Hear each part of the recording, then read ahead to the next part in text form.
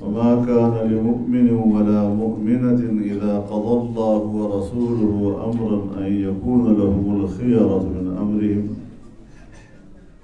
صدق الله العظيم. جناب صدر محترم،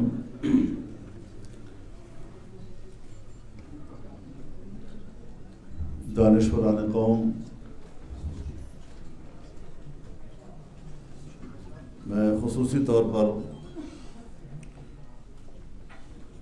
جناب شیخ زکریا صاحب کا اور جناب عبدالحمید ڈوگر صاحب کا شکریہ ادا کروں گا کہ ان کی محنتوں سے آج ہمیں لاہور میں وکلاء برادری کے ساتھ اور قوم کے دانشوروں کے ساتھ اس مجلس میں بیٹھنے کا شرف نصیب ہوا ہے. میں آپ تمام حضرات کا بھی شکر گزار ہوں کہ آپ نے اس مجلس کو اہمیت دی، آپ تشریف لائے اور آپ نے ہماری حوصلہ افزائی کی. انشاءاللہ العزیز ہمارا یہ سفر آگے بڑھے گا اور اللہ کی مدد و نصرت سے اپنی منزل کو پائے گا.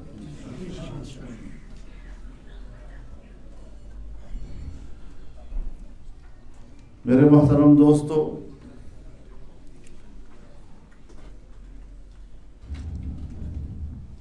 ضرورت اس امر کی ہے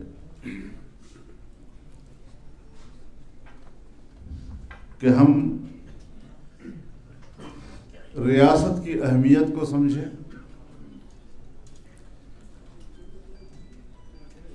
ریاست کے اندر رہنے والی قوم اور اس کے مزاج کو سمجھیں،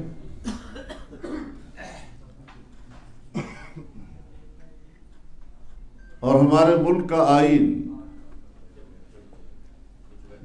جسے ملک کا متفقہ آئین کہا جاتا ہے، یہ ہمارے درمیان ایک ملی میثاق کی حیثیت رکھتا ہے.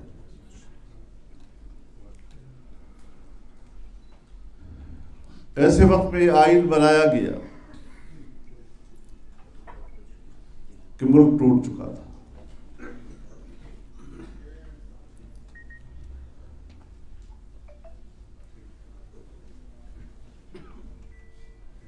اور اس وقت کی سیاسی قیادت نے جس وسیع نظری اور جس فراخ دلی کا مظاہرہ کیا، ایک دوسرے کے لیے گنجائش پیدا کی،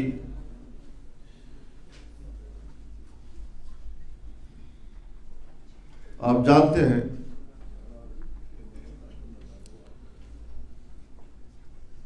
کہ جب فیلڈ مارشل ایوب خان کے خلاف سن 1968 میں تحریک شروع ہوئی تو ملک کی سیاست دو حصوں میں بٹی ہوئی تھی.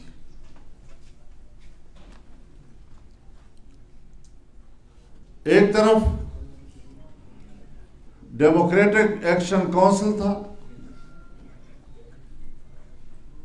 جس میں پاکستان کی تمام جماعتیں شریک تھیں، یہاں تک کہ عوامی لیگ کے شیخ مجیب الرحمان صاحب بھی اسی کا حصہ تھے. ایوب خان سے مذاکرات ہوئے اور دو باتوں پہ اتفاق ہو گیا. نمبر ایک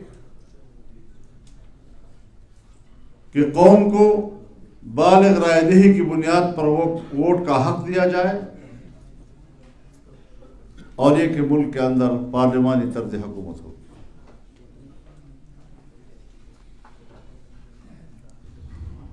ذوالفقار علی بھٹو صاحب جو پاکستان پیپلز پارٹی کے بانی تھے، ان کا نعرہ تھا کہ صدارتی طرز حکومت ہونی چاہیے.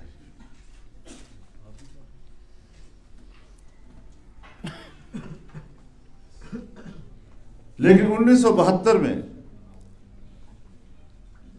جب عبوری آئین دیا گیا تو ایک مخلوط قسم کا نظام تھا. وفاق میں صدارتی طرز حکومت اور صوبوں میں پارلیمانی طرز حکومت تھی.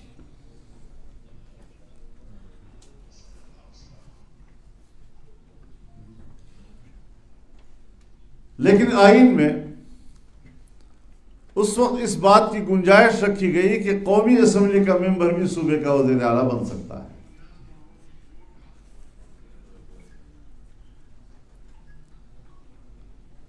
لیکن جس وقت 1973 میں مستقل آئین بنا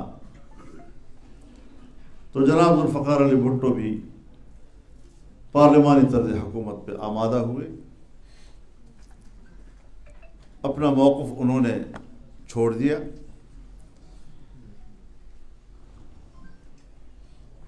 اور یہ اس وقت کی ضرورت تھی. مسئلہ یہ نہیں تھا کہ ان کے پاس 2/3 اکثریت ہے. ہر چند کی ان کے پاس 2/3 اکثریت تھی،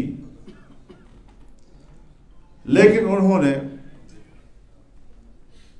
پارلیمنٹ سے آئین کو پاس کرنے کے لیے 2/3 اکثریت کا سہارا نہیں لیا.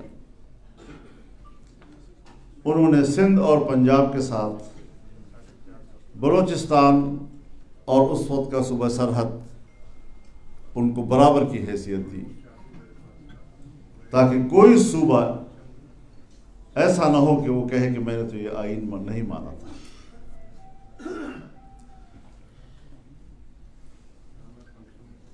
پارلیمنٹ کے اندر سب لوگ ہوتے ہیں. لیفٹسٹ بھی تھے، رائٹسٹ بھی تھے، سینٹرلسٹ بھی تھے، اور آئین سب کے لیے قابل قبول، کیونکہ تمام کے نظریات و خواہشات کو آئین میں گنجائش دی گئی.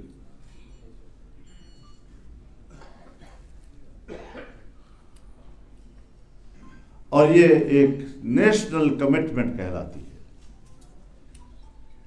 یہ قومی مفاہمت ہے، میثاق ملی ہے، جس کی بنیاد پر ہم ایک قوم ہیں.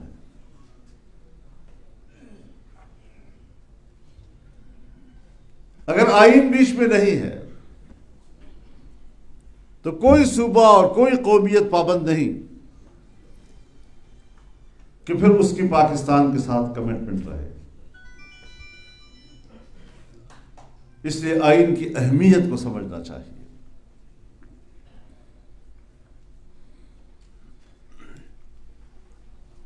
بدقسمتی سے ہمارے ملک میں آئین بھی محفوظ نہیں رہا ہے.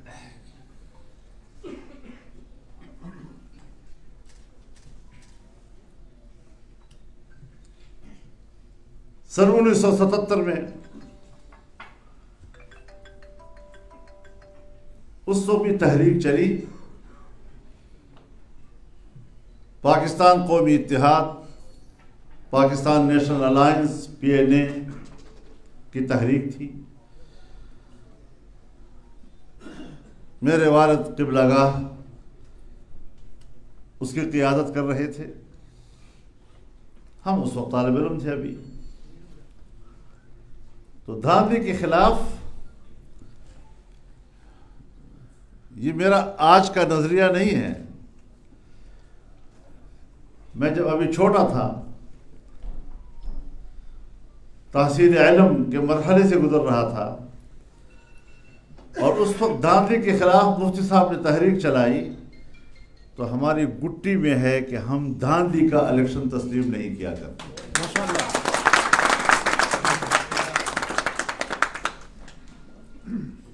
تحریک چلی، جیلیں بھر گئی،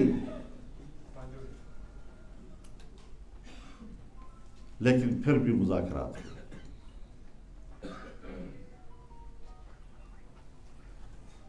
اور مذاکرات بھی ایسے کے مطالبات پی این اے نے پیش کیے اور 32 مطالبات پیش کیے، اور ان میں ایک مطالبہ خود پی این اے نے وڈرا کیا کہ اس پر اعتراض ہوا کہ اس کا آئین سے مطابقت ہے یا نہیں۔ انہوں نے تسلیم کیا کہ ہاں یہ آئین سے متصادم نظر آ رہا ہے، اور تمام کے 31 مطالبات منوا لیے گئے۔ معاہدہ طے ہو گیا، معاہدہ لکھا گیا۔ یہ 4 جولائی کا دن تھا، اور عشاء کے وقت طے ہوا کہ صبح اس پر دستخط ہوں گے، لیکن پھر 5 جولائی آیا اور آئین کو بھی اپنے ساتھ لے گیا، الیکشن کو بھی اپنے ساتھ، اس مقصد کے لیے کہ یہ معاہدہ ہمارا امپلیمنٹ ہو جائے۔ لیکن جب وہ مایوس ہوئے تو میدان میں نکل آئے۔ سن 80 میں ان کا انتقال ہوا، اور 81 سے میری جیلیں شروع ہوئی، اور 85-86 تک میں جیلوں میں رہا، اس جمہوریت کے لیے، آئین کی بحالی کے لیے۔ MRD بنی، movement for the restoration of democracy.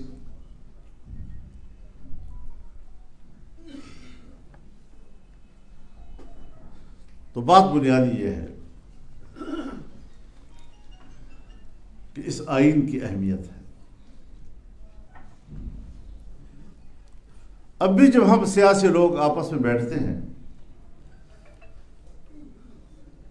تو میں ان قائدین کی خدمت میں ایک سوال کرتا ہوں ان سے کہ ہم نے جمہوریت کے لیے بہت قربانیاں دی، آمریت کے خلاف ہم لڑے، لڑائیاں تو ایوب خان کے زمانے سے تھی، لیکن براہ راست جو اس میں میری ذاتی شمولیت ہے وہ سن 81 سے ہے۔ آپ حضرات بھی اس وقت سے جمہوریت کی جنگ لڑ رہے ہیں۔ آج ذرا بتائیں تو صحیح مجھے کہ اس وقت ہم جہاں کھڑے ہیں وہاں جمہوریت طاقتور ہے یا آمرانہ فکر طاقتور ہے؟ تو کیوں؟ صرف آمروں سے شکایت ہونی چاہیے؟ ہمارے اندر کیا کمزوریاں ہیں اس کو بھی تو ہمیں سوچنا چاہیے کہ ہم کیوں کمزوری دکھا رہے ہیں۔ آج بھی میں یہی سوال کر رہا ہوں پاکستان مسلم لیگ سے بھی اور پاکستان پیپلز پارٹی سے بھی، کہ جو آپ کا مینڈیٹ 2018 میں تھا تقریباً کچھ اوپر نیچے آج بھی وہی ہے، آپ کی اسی مینڈیٹ کے ساتھ اس وقت کا الیکشن کیوں دھاندلی تھا اور آج کا الیکشن کیوں دھاندلی نہیں ہے؟ اور یہی سوال میں تحریک انصاف سے بھی کرتا ہوں کہ آپ کا بھی تقریباً وہی مینڈیٹ ہے، کچھ اوپر نیچے، اس وقت دھاندلی کیوں نہیں تھی اور آج دھاندلی کیوں ہے؟ جمعیت علماء اپنے اصول پہ کھڑی ہے، اس وقت بھی دھاندلی ہوئی تھی، آج بھی دھاندلی ہے، اس سے بدتر دھاندلی ہے، نہ اس وقت تسلیم کیا تھا نہ آج تسلیم کرنے کو تیار۔ مولانا فضل الرحمان قدم بڑھاؤ، ہم تمہارے ساتھ ہیں۔ مولانا فضل الرحمان قدم بڑھاؤ، ہم تمہارے ساتھ ہیں۔ مولانا فضل الرحمان قدم بڑھاؤ، ہم تمہارے ساتھ ہیں۔ ذاتی دشمنی کوئی نہیں ہوتی، اصول کا معاملہ ہوتا ہے، اور ہم اختلاف کے باوجود سیاسی رہنماؤں کا احترام کرتے ہیں۔ اگر معاشرے میں 5 آدمی کسی کی عزت کرتے ہوں تو میرا اور آپ کا بھی فرض ہوتا ہے کہ اس کو عزت کے ساتھ ملیں، اس کو عزت کے ساتھ سلام کریں۔ توہین آمیز رویے جو ہمارے معاشرے میں گھس آئے ہیں، اس نے معاشرے کو، اس کے ڈھانچے کو بٹھا دیا ہے، بڑے چھوٹے کا فرق ختم ہو گیا ہے، آوازیں کسی جا رہی ہیں۔ ہم جب پارلیمنٹ میں جاتے ہیں تو پھر ہم VIP کہلاتے ہیں، یہ وی آئی پیز کی علامت ہے جو ہمارے پارلیمنٹ کے اندر ہو رہا ہے. وی آئی پیز اس طرح کرتے ہیں. اگر آپ کی یہ خواہش ہے کہ میں پارلیمنٹ کا ممبر ہونے کے بعد جہاں جاؤں مجھے عزت کی نظر سے دیکھا جائے، تو جس وقت آپ سب اکٹھے ہوں وہاں اختلاف بھی ہوتا ہے، کبھی شور شرابہ بھی ہو جاتا ہے، مسئلے پر شدت بھی آ جاتی ہے، لیکن بہت عارضی اور حدود کے اندر حدود سے باہر پھر بھی نہیں جاتی. یہاں تو ہاتھ اٹھائے جاتے ہیں، کاغذ پھینکے جاتے ہیں، پتہ نہیں کیا کیا کچھ ہوتا ہے. کسی کو اس پر بات کرتے ہوئے بھی انسان کو شرم حیا آتی ہے. تو یہ رویے بھی ہمارے ٹھیک نہیں ہیں. لیکن یہ ضرور ہمیں سوچنا ہے کہ آج جمہوریت کیوں کمزور ہو گئی ہے. میرے پاس جتنے بھی اکابرین تشریف لائے، ابھی میرے سیکرٹری صاحب کہہ رہے تھے کہ بھیک مانگنی، یہ لفظ بھی ٹھیک نہیں ہے. میرے پاس آئے ہیں احترام باعزت لوگ، کوئی بھیک نہیں مانگا کرتا. سیاسی مسائل ہیں، لوگ ملتے ہیں ایک دوسرے کو، اپنی بات پر آمادہ کرتے ہیں، یہ ان کا حق ہے. ہم نے تو پی ٹی آئی کے ساتھ بڑی سخت جنگ لڑی ہے، انتہائی تلخیاں. اس کے باوجود جب وہ تشریف لائے ہم نے کہا ویلکم، ہم نے ان کو عزت دی. مولانا فضل الرحمان مولانا فضل الرحمان مولانا فضل الرحمان مولانا فضل الرحمان مولانا فضل الرحمان. اگر مجھے ذرا اپنی بات پوری کرنے دیجیے تو اچھا ہوگا. نعرے کم لگاؤ، کم زیادہ کرو.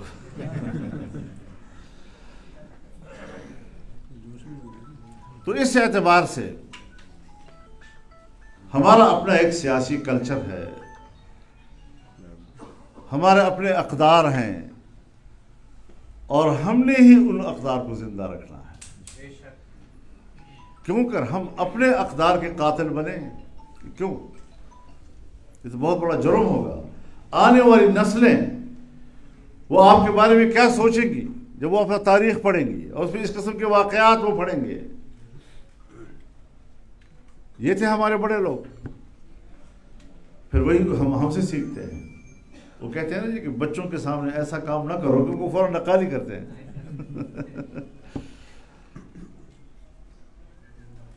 تو اس اعتبار سے یہ آئین ہے اور آئین کی بالادستی ہونی چاہیے.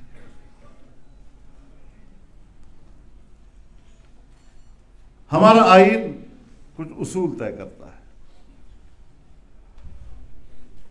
میرے نزدیک چند باتیں ایسی ہیں، اور صرف میرے نزدیک نہیں، پارلیمنٹ کی کمیٹیوں میں متفقہ طور پر یہ رائے قائم کی گئی تھی، اور شاید آئین بھی کہتا ہے، آپ خود مجھ سے زیادہ بہتر سمجھتے ہیں،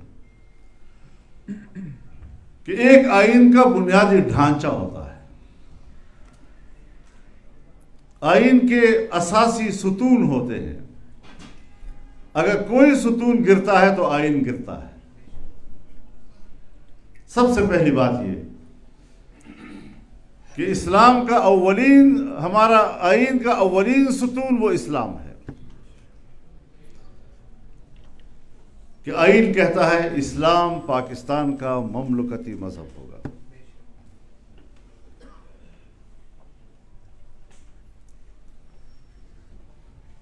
یعنی یہ ایک سیکولر اسٹیٹ نہیں ہے، یہ ایک مذہبی اسٹیٹ ہے، اور پھر اس کا مذہب اسلام ہے. یہ میں نہیں کہہ رہا ہوں، یہ آئین کہتا ہے.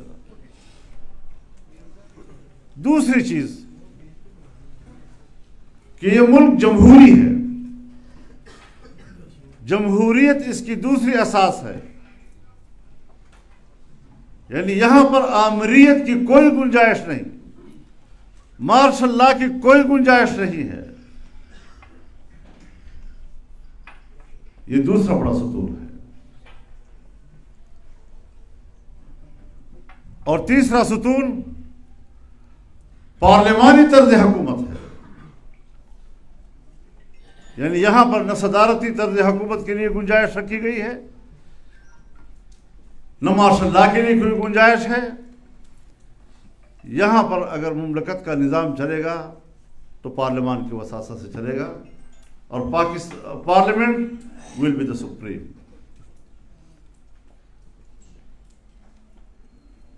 چوتھی چیز وہ ہے ہمارا وفاقی نظام۔ آئین میں اس وقت ایک وفاق کے نیچے 4 یونٹس ہیں، 4 وحدتیں ہیں۔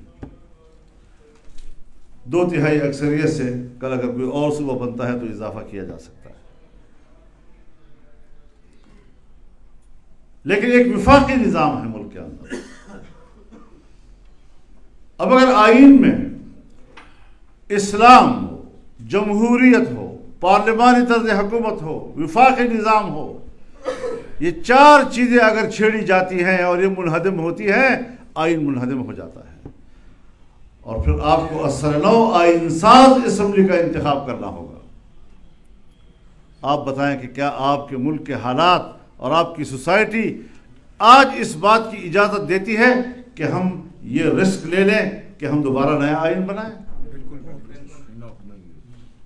بچا کچھ بھی کچھ نہیں رہے گا۔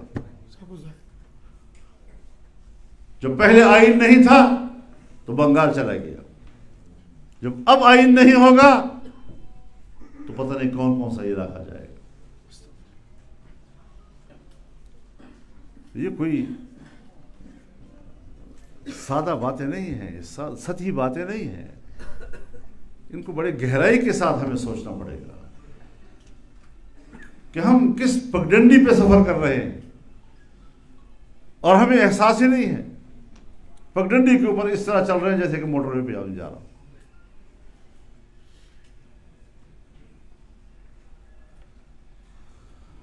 یہی ہمارا آج اختلاف رائے ہے کہ فیصلے عوام نے کرنے ہیں، یعنی انتخاب عوام نے کرنا ہے یا ہماری اسٹیبلشمنٹ نے کرنا ہے۔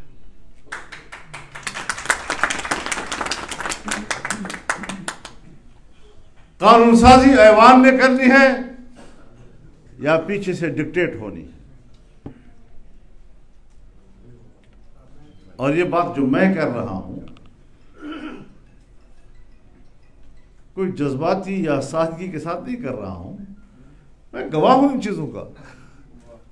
میں آپ کے سامنے اپنی آنکھوں دیکھا حال اور زندگی بھر کا تجربہ آپ کے سامنے رکھ رہا ہوں۔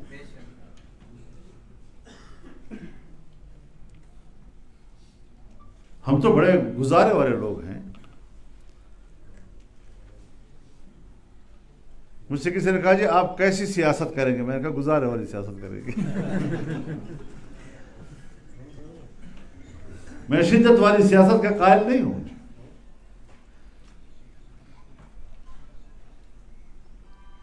لوگوں نے بندوق اٹھا لی ہے شریعت کے لیے، ہم نے کہا نہیں، ہمارا ملک اسلامی ملک ہے، اس کے عقیدے کا تعین میرا آئین کرتا ہے، اس پر عمل نہیں ہو رہا تو عمل کرنے کے لیے جدوجہد ہوتی ہے، سیاسی جدوجہد ہوتی ہے۔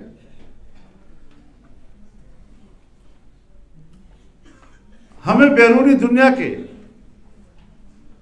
اثر و نفوذ سے نکلنا چاہیے۔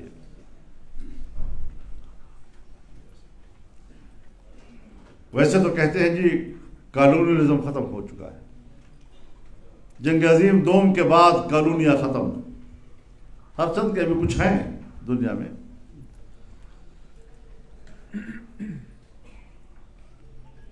لیکن پسماندہ ممالک ہوں یا ترقی پذیر ممالک ہوں، انہیں براہ راست ان ملکوں میں جا کر اور اقتدار ہاتھ میں لے کر اب کنٹرول نہیں کیا جا رہا۔ 2 ذریعوں سے اس پسماندہ اور ترقی پذیر دنیا کو کنٹرول کیا جاتا ہے، ایک بین الاقوامی ادارے اور ایک بین الاقوامی معاہدات۔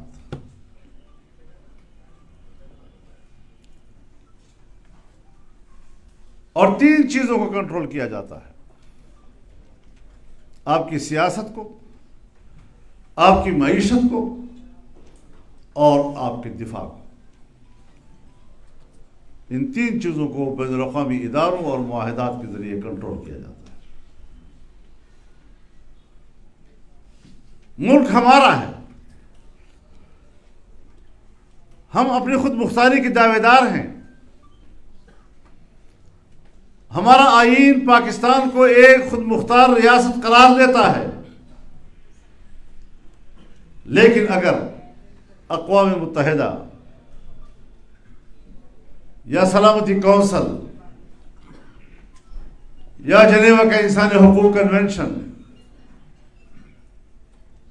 یا اقوام متحدہ کا انسانی حقوق کا ادارہ ایک قانون پاس کر لے اور وہ آپ کے ملک کے اندر کے قانون سے متصادم ہو، تو پھر آپ کے ملک میں آپ کا قانون مؤثر نہیں ہے، وہی بین الاقوامی قانون مؤثر ہو جاتا ہے۔ تو آزادی کہاں رہی قوموں کی؟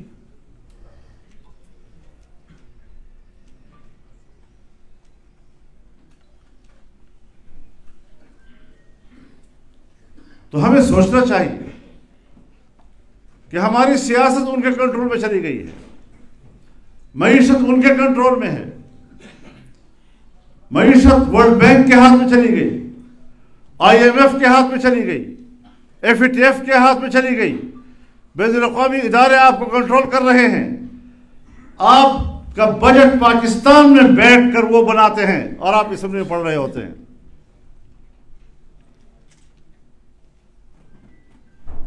آئے روز آپ کو IMF کو جواب دینا ہوتا ہے، آپ ان کی شرائط پر پورا اتر رہے یا نہیں اتر رہے، آپ کو قرضے کی نئی قسط ملے گی یا نہیں ملے گی، اور اس کی حیثیت ایک کلید کی ہے کہ جب تک وہ ہاں نہیں کرے گا دنیا کا کوئی ملک آپ کو نہ مدد دے سکتا ہے نہ آپ کو قرضہ دے سکتا ہے۔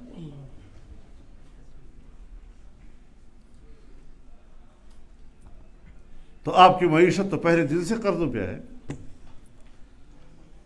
جب سے مرحوم شہید لیاقت علی خان وزیر اعظم کی حیثیت سے امریکہ میں گئے اور اس وقت سے جو ہمیں پیسہ ملا اور باہر کے پیسے کے ہم عادی ہوئے، ہمارے منہ کو لگا ہے، آج تک ہم باہر کے قرضے کے بغیر اپنے وسائل پر ملک کو چلانے کے قابل نہیں ہوئے۔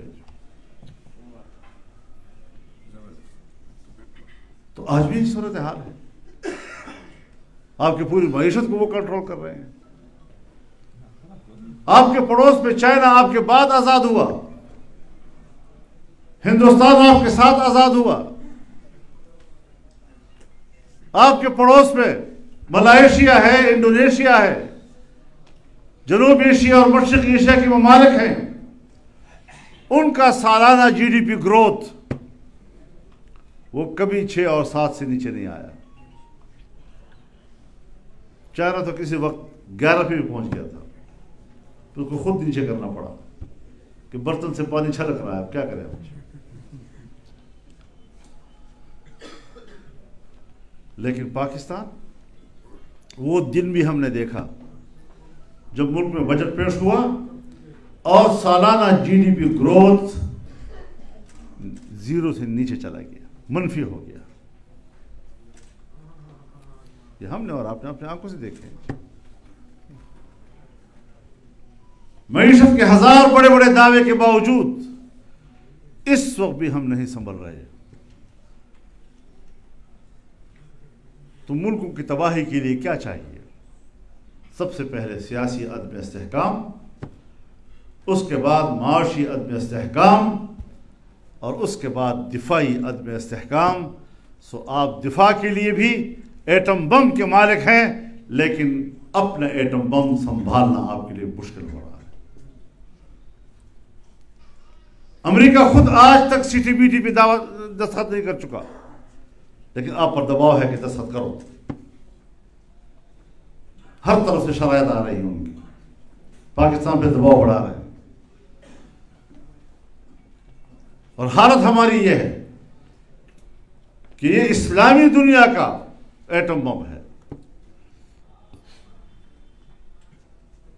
اور اسلامی دنیا کا ایٹم بم ہوتے ہوئے آج میرے مسلمان بھائی فلسطینی پر جو گزر رہی ہے، اور اکتوبر سے لے کر اب فروری تک 31,000 وہاں کے مسلمان شہید ہو چکے ہیں۔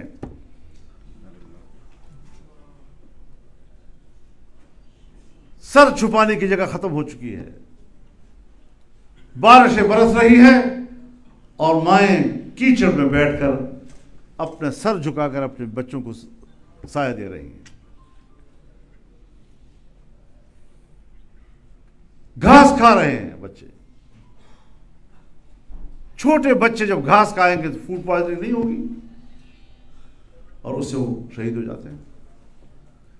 وہ چھوٹے چھوٹے بچے جو شیرخوار تھے آج وہ زندہ ہیں، وہ جب جوان ہوں گے ان کو پتہ نہیں ہوگا ہم کس کے اولاد ہیں، نہ اس کی ماں رہ گئی، نہ اس کا باپ رہ گیا، نہ خاندان رہ گیا۔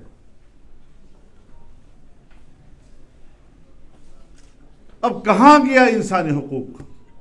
اور امریکہ کی خارجہ پالیسی کی اساس وہ انسانی حقوق ہے۔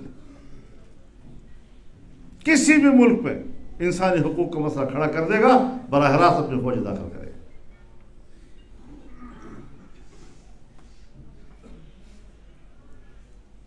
میرے پاس آئے تھے امریکی سفارتخانے سے کچھ لوگ، مجھے کہا میں افغانستان میں تشویش ہے اس بات پر کہ وہاں انسانی حقوق محفوظ نہیں ہے۔ میں نے کہا کون سے انسانی حقوق محفوظ نہیں ہے؟ کہتے بچیوں کی تعلیم پر پابندی ہے۔ تو میں نے کہا کہ وہ گوانٹانامو میں جو آپ لوگ کر رہے تھے انسانیت کے ساتھ، وہ کس انسانی حق کے زمرے میں آتا تھا؟ وہ جو شبرغان جیل